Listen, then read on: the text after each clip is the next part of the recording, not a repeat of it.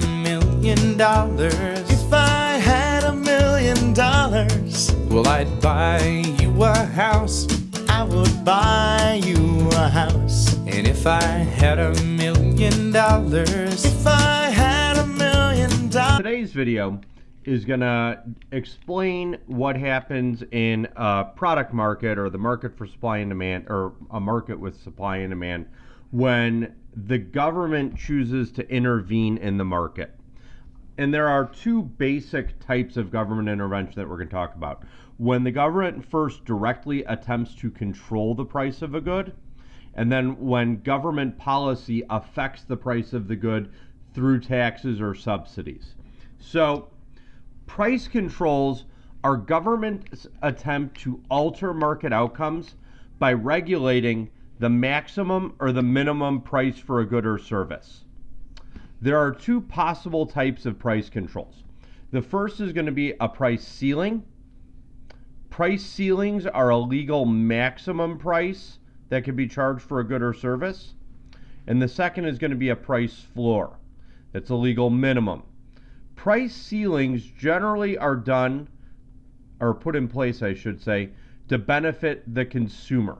So if government policymakers believe that the outcome of the market is unfair to consumers, they'll put in place what's called a price ceiling. By contrast, price floors are really put in place to benefit the producers. So when government policymakers feel that the market outcome is unfair to the producers, they'll put in place a price floor. Now, generally speaking, economists frown upon price controls. They lead to all kinds of unintended consequences. We're going to talk in class about some specific examples of unintended consequences of price controls. But they lead to all kinds of unintended consequences. Now, first let's examine what happens in a market when there's a price ceiling. There are two potential outcomes when there's a price ceiling. A price ceiling could be binding or non-binding. A non-binding price ceiling is going to be set above the equilibrium price. So when there's a non-binding price ceiling in effect, it's not going to really impact the market. So in this market, the equilibrium price is $3. Price is going to rise until it gets to $3. At $3, the quantity supplied and quantity demanded are equal at 100 units. A $4 price ceiling, which is drawn in this market, isn't going to impact this market at all. So non-binding price ceilings, at least in the short run, have no impact on the market. A binding price ceiling, by contrast, has an impact. A binding price ceiling is put in place when the price ceiling is below the equilibrium price.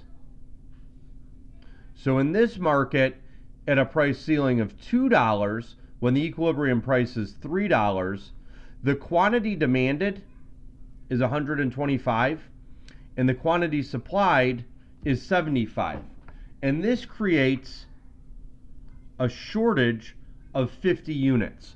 So this is the legal maximum price that sellers can sell their product for. So you can't go above the price ceiling. And I know it seems really counterintuitive. A lot of times students want to feel like the price ceiling should be above equilibrium, but actually it's below equilibrium because it's the highest price you can actually get to. So the price wants to rise, it hits that ceiling, and it can't go any higher. Now, when a price ceiling is non-binding, it has no impact on the market at all. As a price ceiling becomes binding, however, a shortage will occur. So if we look at our graph here, consumers want to buy 125. Consumers want to buy 125. Producers can only afford to sell 75, so that means there's 50 units that consumers want to buy at this low price of $2 that they're not going to have the opportunity to purchase. Now, normally when there's a shortage, we would expect the price to rise. But because of the price ceiling, the price can't rise. So this is going to be a government-created shortage. And when there's a government-created shortage, The government has to come up with some method of redistributing the good or service other than price. And typically what governments rely on are rationing systems. A rationing system is any means of distributing goods or services other than price. So examples of rationing: waiting in line, watering your lawn on odd or even days. During World War II, we had a very elaborate rationing system, which were based on what are called ration books. I'll show you an example of this in class, where families would be allotted stamps for essential products. So the bigger your family, the more stamps you would be given. Once you've used up all your stamps, you weren't allowed to buy any more of that product. So you would get stamps for things like butter, flour, and sugar, and once you've used up all those stamps, you couldn't get any more of that product. The problem with rationing systems is twofold. Number one, rationing systems are extremely expensive. Okay, it's extremely expensive to implement rationing systems, because the government has to actually devise the method of rationing and then has to enforce the policy. The second problem with rationing systems is people are always going to try and get around it. And what ends up happening is anytime there's a rationing system, you end up with a black market, which is simply where goods are bought and sold illegally. So I'll give you two examples of rent control, two examples of price ceilings that have been attempted in the past. So one is a price ceiling on gasoline. So in the 1970s, in the early 1970s, the United States had a non-binding price ceiling on gasoline. So let's say in 1970, the United States put in place wage and price controls to try to control inflation, and they put in place a price control of $1 for gasoline. Well, this didn't have an impact on the market because the equilibrium price was 70 cents. So the government was basically saying, we're going to put in place a price ceiling, except it's not going to actually impact the market. Well, what happened in 1971 is an organization known as AOPEC, so that's the Organization of Petroleum Exporting Countries, embargoed the sale of oil to Western powers to protest the United States policies towards Israel and Palestine. And what this did was it shifted the supply curve dramatically to the left. So it decreased the quantity of oil available when the world's leading oil producers stopped selling oil to Western powers. This increased the price. Let's say it increased the price to $1.25. Well, at $1.25, the United States the United States price ceiling now all of a sudden goes from being binding to non-binding. And we end up with a shortage of oil, where the quantity of oil demanded exceeds the quantity of oil supplied. And because it was a government-created shortage, we had all of those negative effects that I had talked about earlier. There was rationing, so gas was often distributed based on license plate number. If you had an odd numbered license plate, you could fill up on Monday, Wednesday, and Friday. If you were even numbered, you could fill up on Tuesday, Thursday, and Saturday. Nobody could fill up on Sunday. They had quantity limits. The most you could get was 10. You would have to wait in line. They had what were called the gas lines, or you simply had to do without. Okay? Now, the shortage was relieved not by increasing the supply of oil, but actually by lifting the price ceiling, which increased the quantity supplied of oil. A second example of a price ceiling, is rent control. And we'll talk more about rent control in class. So in many areas, rent has gotten out of hand. It's gotten beyond the means of people who have lived in communities to actually continue to afford to live there. So a great example of this is San Francisco. Over the last 20 years, rents in San Francisco have increased at double the rate of inflation, making San Francisco the most expensive city to live in America. New York is second.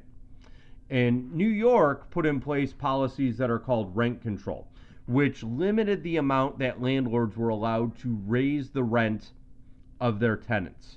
In the short run, it created a small shortage because the supply of apartments is fairly inelastic in the short run, right? It doesn't really adjust to changes in price. Once apartments are built, they're built.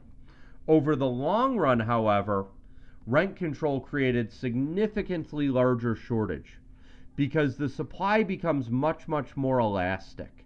So landlords will take buildings off the market. They'll convert buildings into condominiums. They'll simply walk away from their investment when they can't charge fair market rents. And what ends up happening, like from policies like rent control, is relatively small shortages, as you can see in the graph on the left, in the long run become relatively large shortages.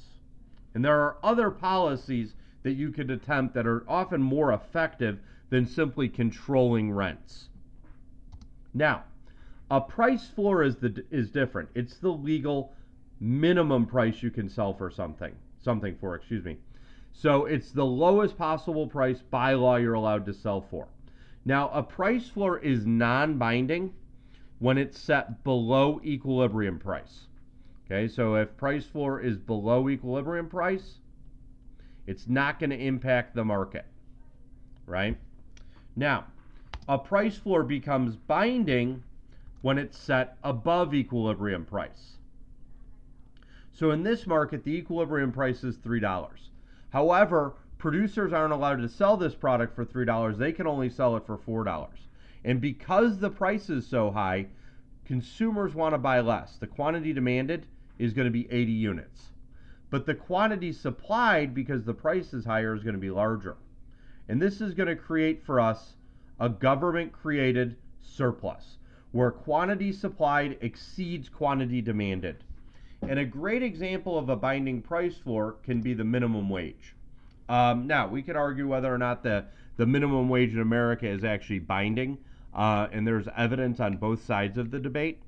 However, if you raise the minimum wage high enough, what's going to happen is you're going to have a point where quantity supplied of labor exceeds quantity demanded of labor. So what will happen is if you raise minimum wage high enough, and again, you can argue one way or another whether the minimum wage is currently too high or currently too low, and there's evidence on both sides of the debate. But the one thing that most economists will agree on is eventually, if you continue to raise the minimum wage, you're going to reach a point where the quantity supplied of labor exceeds quantity demanded, and it will actually increase unemployment. It'll actually make workers worse off than they were before the minimum wage was put in place. Now, in our next video, we're going to look at how taxes can impact the market. So the first thing that we looked at in our first video is how government policies like price controls can impact the market. And the way I would describe price controls in terms of market power, in terms of market control, I should say, is they're kind of like a sledgehammer. They're very blunt, they're very direct, they're very effective, but they come with all kinds of unintended consequences. They come with all kinds of extra problems, and often the government can actually have a bigger impact on the market if they try more subtle approaches.